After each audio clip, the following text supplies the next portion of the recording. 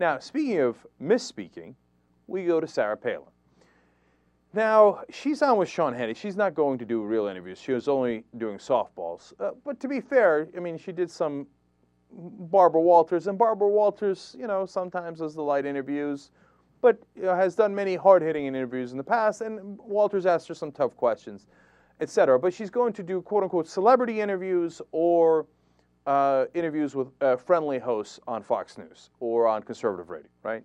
So now she's on with Sean Hannity here, and no matter how much he tries to help her, she's going to get something wrong again. Now, let's watch it. In fact, I'll tell you, she's going to obviously confuse Iraq and Iran, right?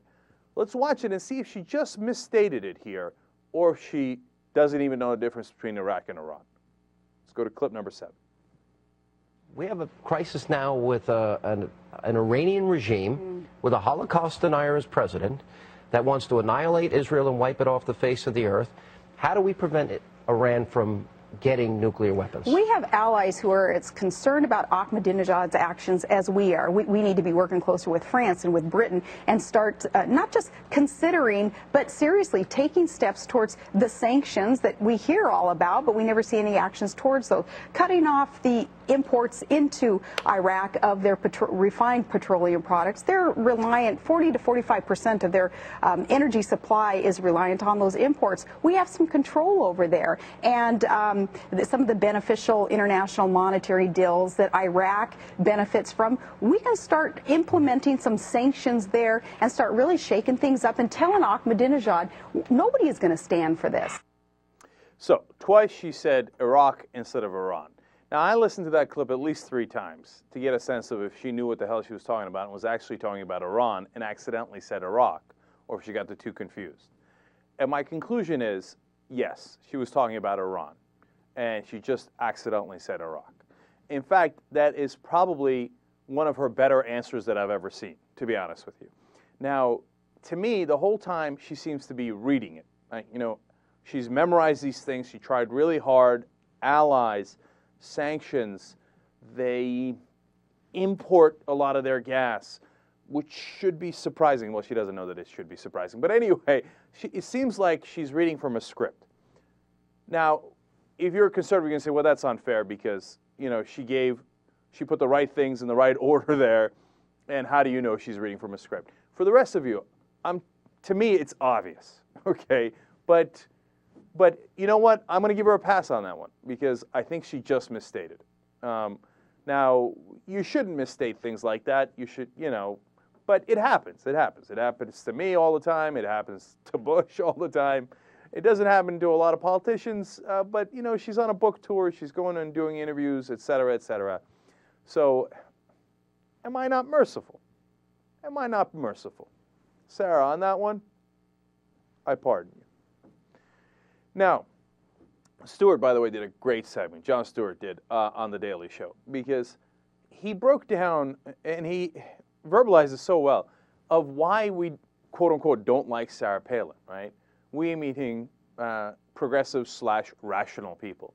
You know, he had all these clips of Fox people say, oh, they don't like her, she's a woman, because she's pretty, because she's a mom, and she's got 5 kids, and one of her kids has Down syndrome, and liberals don't like that. It was Bernie Goldberg. I mean, it's unreal the things that they say. And she likes to hunt, etc. Who cares? Doug Schweitzer likes to hunt. He's the governor of Montana. I love that guy, okay? I mean, wait, are there any pretty Democrats? There must be. I like them.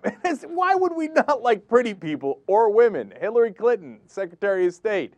She's doing a fairly good job so far. I mean, you don't have to go through this, right? But you got to tell the conservatives because they just keep lying and lying and lying about it. And then they convince some of the people in the middle as if that's why we don't like Sarah Palin. We don't like Sarah Palin because she has no idea what she's talking about.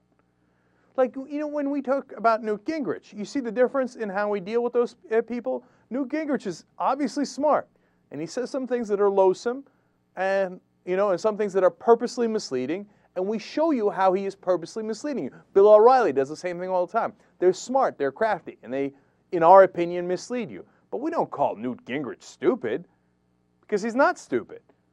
Sarah Palin doesn't know what the hell she's talking about. Look, remember, I always go to that Hamas example, but there's another great example that one of our listeners reminded me of. Of course, we you know, we talked about it all the time during the election. She didn't know what the Bush Doctrine was in the Charlie Gibson interview. That wasn't even Katie Couric. Charlie Gibson, she doesn't know what the Bush Doctrine was. You know the one where we do first strikes, preemptive strikes, hit them before they hit us? She's running for vice president. She doesn't know that. She's got rocks in her head. She's an actress. And the people who can't see that are purposely blinding themselves because they don't want to see it. All right, now, if you don't believe me and you want to go in that direction, okay. I mean, Nate Silver has, I'll tell you, a very scary article, great pollster, saying how he thinks Sarah Palin can actually win the nomination for the Republicans. I mean, I'm partly encouraged by that because I think she'll get killed in the general election, but I'm very discouraged by it because I don't even want to take the chance that this woman could be president. God, it's really disheartening, and the more I see it, the more I think my dad might be right about, you know, how much her popularity depresses him about what it says about the country. If you like this clip, you'll love the whole show. You can watch that at theyoungturks.com.